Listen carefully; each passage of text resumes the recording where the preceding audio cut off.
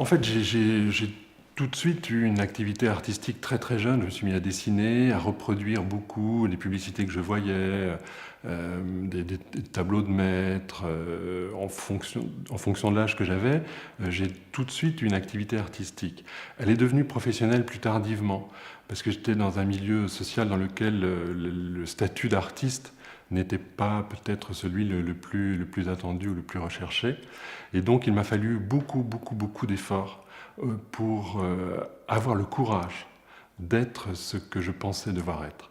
Et ça, c'était un long chemin, on pourra en reparler si vous voulez, mais c'était un long chemin très difficile, plein d'embûches, mais intéressant, pour arriver à essayer d'être un sculpteur. J'ai toujours été un bricoleur parce que j'ai aimé appréhender la matière et pour cela la toucher. Et donc très très jeune, enfant, ce sont mes premiers souvenirs. Je crois que j'ai bricolé, j'ai touché bien avant de parler. Et l'idée c'était, je crois in fine, de comprendre comment les matériaux agissaient les uns avec les autres. Donc j'ai pris tout ce qui me passait sous la main, bien sûr du papier, des crayons, des cartons, de la pâte à modeler, de la moquette, du cuir, du verre, du plastique, voilà. Et donc j'ai essayé de coller, d'assembler, de faire tout ce qu'on pouvait faire avec ces matériaux. Et je crois qu'aujourd'hui ça m'est très utile parce que je pressens comment un matériau va se mixer avec un autre. J'ai passé les 20 dernières années à réfléchir de façon très très intense à ce qu'était l'art. Et pour m'aider dans cette démarche, j'ai rencontré beaucoup d'artistes importants et chacun m'a donné son point de vue et c'était vraiment très intéressant.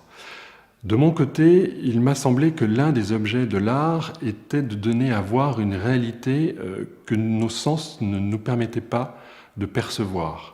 C'est-à-dire que je crois que l'être humain est doté de 5 sens qui nous permettent d'appréhender le monde.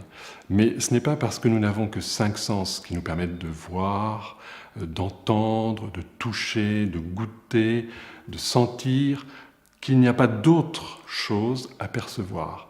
Et il me semble que l'un des rôles de l'art, c'est de nous montrer une réalité plus dense, plus complexe que ce que nous percevons par nos 5 sens.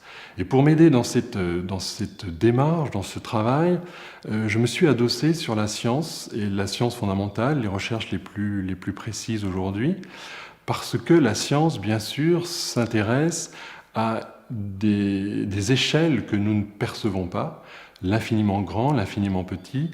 Nous pouvons les mesurer, nous pouvons les voir, nous pouvons les quantifier. Beaucoup de mystères sont encore devant nous, mais la science va dans cette direction. Et je pense qu'en adossant le travail artistique sur un travail scientifique, on peut, d'une façon peut-être poétique et sérieuse, ou peut-être couvert de plus de dérision, essayer de comprendre le monde qui nous entoure. Et je crois que c'est finalement intimement ce qui me motive le plus, essayer de comprendre cet univers. Alors j'ai déballé pour vous une toile que je n'avais pas revue depuis un certain temps. Elle date de la fin des années 90. Elle est assez caractéristique de ce que j'ai fait à l'époque et qui finalement va m'orienter et m'influencer dans les années qui vont suivre. Alors cette pièce qui donc, c'est de l'acrylique sur toile, qui est d'une structure comme ça, géométrique, apparemment très rigide, représente un hypercube. C'est le nom de la série que j'ai débutée donc la fin des années 90, avec l'idée de donner une représentation de ce qui pouvait être l'infiniment grand. On sait qu'il y a que l'espace qui nous entoure est composé de 3 dimensions. Il y a la ligne droite, il y a le cube, la deuxième dimension, et puis le plan, pardon, la deuxième dimension, et puis le cube, symbole de la troisième dimension, des 3 dimensions. Et donc, je me suis dit qu'il serait intéressant de représenter ce cube dans une dimension supplémentaire, dans une 4e dimension. Et c'est ce qu'on appelle l'hypercube. Ça, c'est un mot qui existe, que je n'ai pas inventé. Et la représentation de l'hypercube, de façon mathématique, c'est un petit cube à l'intérieur d'un grand cube. Et en voici donc une sorte de squelette que j'ai fait à l'époque. Donc on voit un cube extérieur et à l'intérieur, en gris plus clair, le squelette d'un autre petit cube. Donc ça, c'est vraiment une représentation d'une hypercube. Bon, c'est un peu une vue d'artiste, mais mon propos avec cette série, c'était de mettre le doigt sur le fait qu'il y avait des dimensions qui étaient supérieures aux nôtres. Voilà. Donc une quatrième dimension spatiale. Alors quand je revois ce tableau, je me rends compte que finalement je l'ai fait décrocher du mur, sans doute pour qu'il ait comme ça un aspect gravitationnel, comme un objet un peu plus un objet qu'un tableau. Et puis en le regardant avec vous aujourd'hui, je me rends compte que ce qui est intéressant, c'est que c'est un squelette. Donc a priori, à travers un squelette, la lumière devrait passer partout. Or, tout l'entourage de l'objet est noir, donc comme s'il était en lévitation. Une partie est sombre aussi. Il n'y a qu'une partie qui est éclairée par ce blanc, par cette lumière. Et je pense que mon propos, c'était de montrer le mystère à travers cela, l'illogique de la scène. Et je pense que ce que l'on ne comprend pas nous apparaît très souvent comme illogique ou vide de sens. Et je ne le crois pas. Je pense qu'il y a un sens à beaucoup de choses, que l'on peut comprendre les choses, mais que parfois notre esprit n'a pas les éléments ou les capacités de calcul suffisantes pour appréhender cette chose.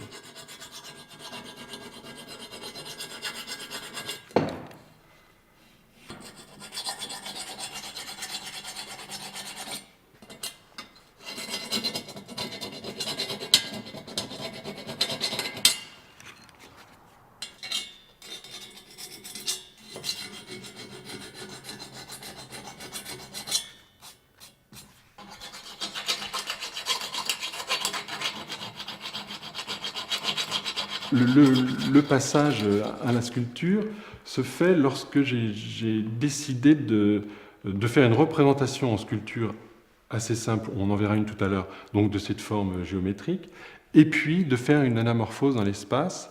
L'anamorphose, c'est un moyen d'expression des artistes qui date du XVe, XVIe siècle, que l'on connaît bien, mais qui était utilisé pour la peinture.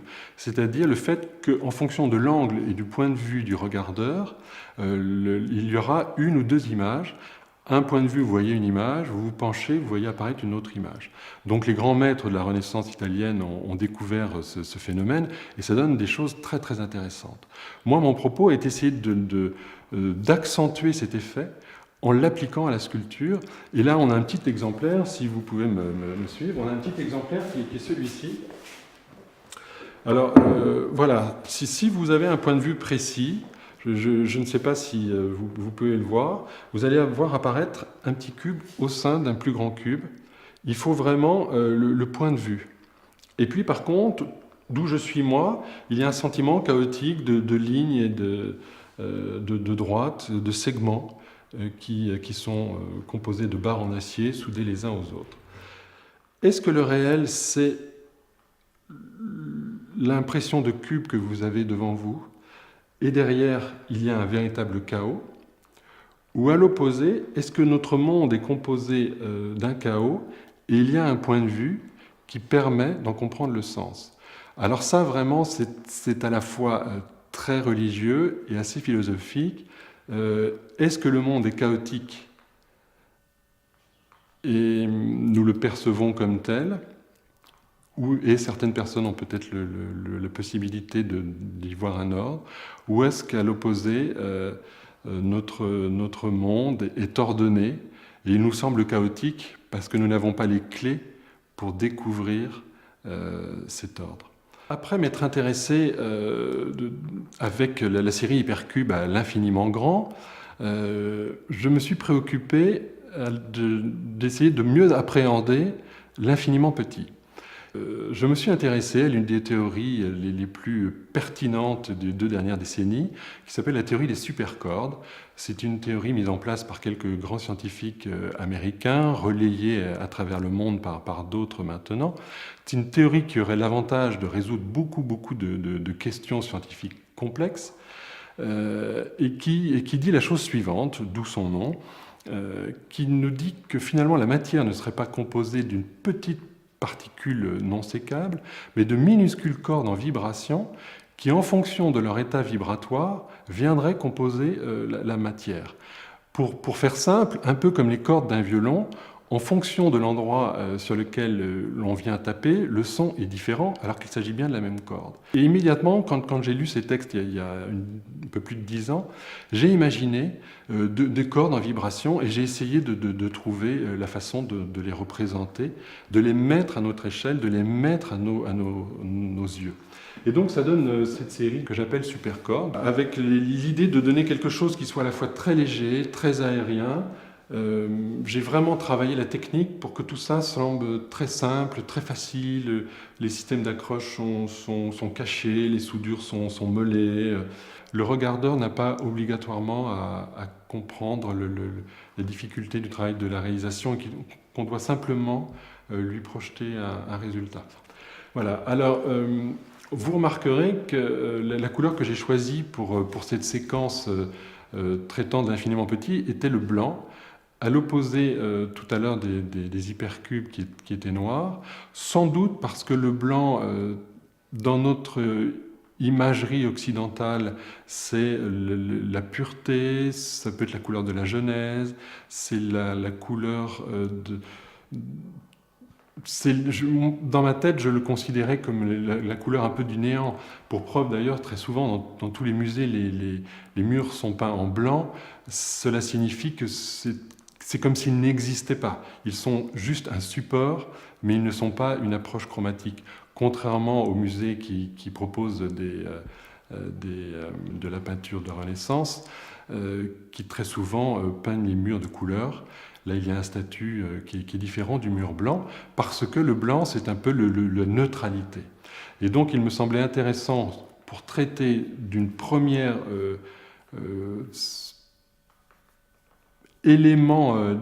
élément vital, d'un premier élément, que celui-ci soit blanc.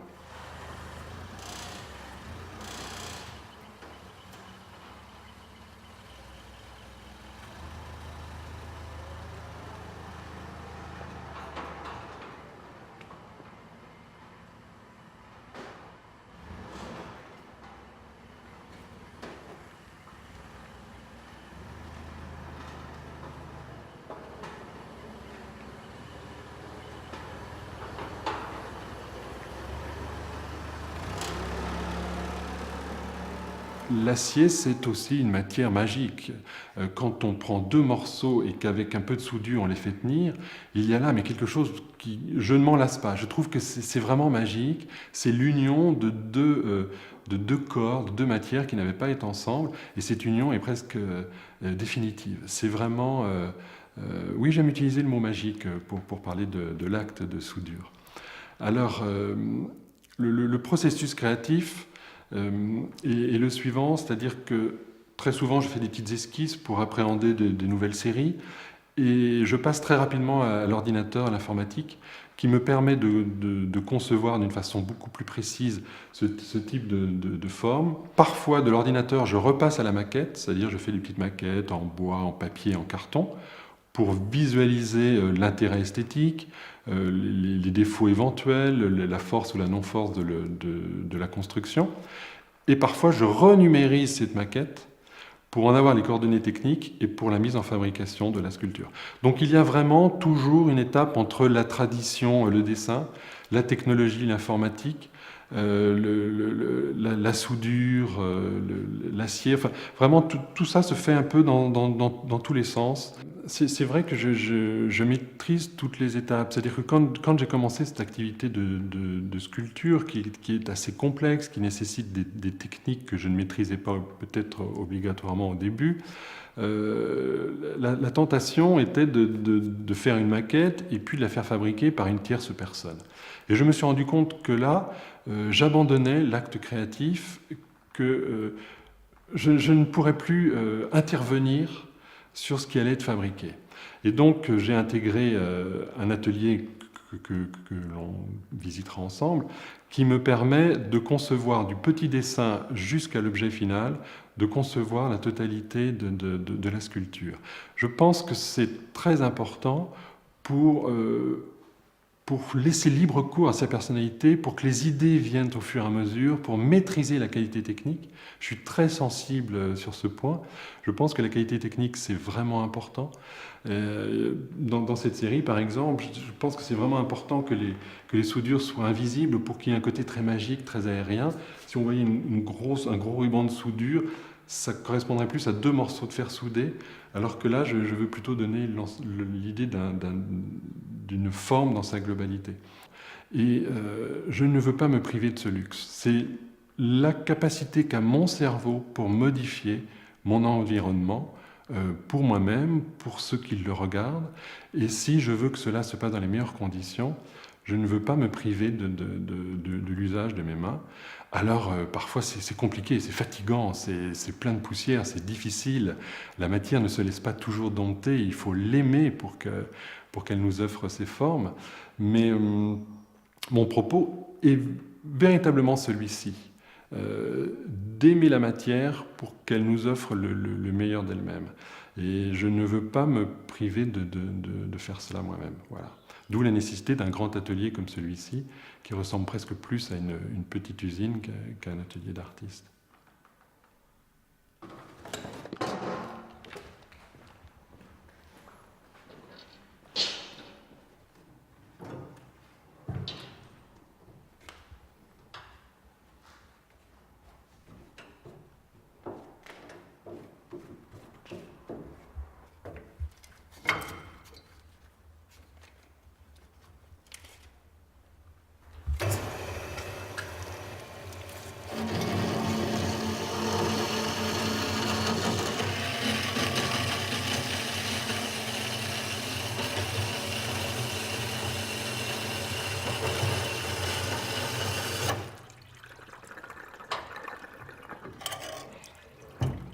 En fait, pour résumer un peu ce qu'est l'art concret et comment il se positionne dans l'histoire de l'art, je pense que l'une des grandes révolutions artistiques du XXe siècle, mais aussi des siècles qui ont précédé, c'est l'invention de l'abstraction.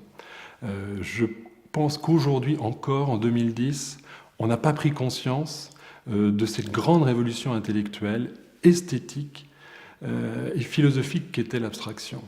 On peut dater ça d'environ 1910, Kandinsky, mais il y a eu ensuite, le mouvement a tourné et certaines branches sont nées vers une abstraction plus lyrique, vers une abstraction plus géométrique, et cela a donné naissance à l'art concret. Mais au travers de ce choix esthétique, il y avait en moi un fondement intellectuel très, très vif dans la conviction que l'abstraction est une révolution et qu'aujourd'hui, on n'en prend pas conscience. Je ne sais pas exactement ce que je vous dis par cela, mais je pense que notre société n'a pas foncièrement évolué. Oui, il y a un peu plus de technologie qu'au XIXe siècle, mais est-ce que notre vie, dans son rythme, ses douleurs, ses recherches, n'est pas la même que celle d'un XIXe siècle? Je pense que l'on n'a pas pris conscience d'une grande révolution qui est celle de l'abstraction. Voilà, donc je me suis engouffré, comme beaucoup d'autres, dans ce chemin, dans cette direction. Et puis, très vite, j'ai affiné, je me suis rendu compte que j'aimais cet univers de l'art concret, où la chose est d'abord intellectualisée avant d'être produite. Ce qui fait que certains de mes contemporains n'ont pas l'atelier que vous avez vu, parce qu'ils font fabriquer, c'est assez facile si vous avez un dessin de forme géométrique, de le faire fabriquer ou réaliser la toile par un assistant ou une tierce personne.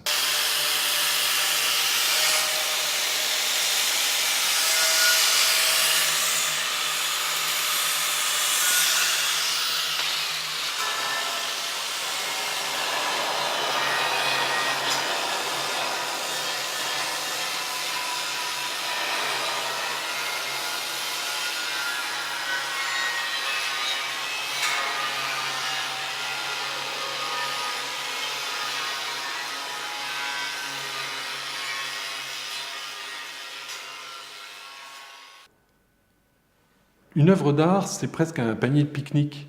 C'est-à-dire que finalement, chacun va venir y piocher ce dont il a envie et ce qui correspond à l'état d'esprit dans lequel il est le jour où il regarde cette sculpture. Et parfois, si on fait parler les gens, on verra que devant deux pièces, certains ils ressentent cette chose et une autre personne ressent autre chose. Et ça, je pense que c'est très très bien quand une sculpture ou une peinture donne beaucoup à manger. C'est pour ça que je mets beaucoup de choses, et essentiellement de l'amour, parce que je pense que c'est au cœur de ma problématique, de mon travail. Je me dis que si je donne de l'amour, les gens le ressentiront. Je pense qu'une pierre a une conscience, mais elle n'en a pas conscience. Un arbre a une conscience, mais il n'en a pas, d'après ce qu'on sait, il n'a pas conscience qu'il est arbre. Un chien a une conscience, mais il n'a sans doute pas conscience qu'il est chien. Ce qui caractérise la conscience de l'homme, c'est qu'il a conscience qu'il est un homme, ce qui apporte tant de douleur et de souffrance. Et je pense que ces différents niveaux de conscience communiquent les uns avec les autres grâce à l'amour. C'est-à-dire que l'amour n'est pas pour moi ce sentiment entre deux êtres humains.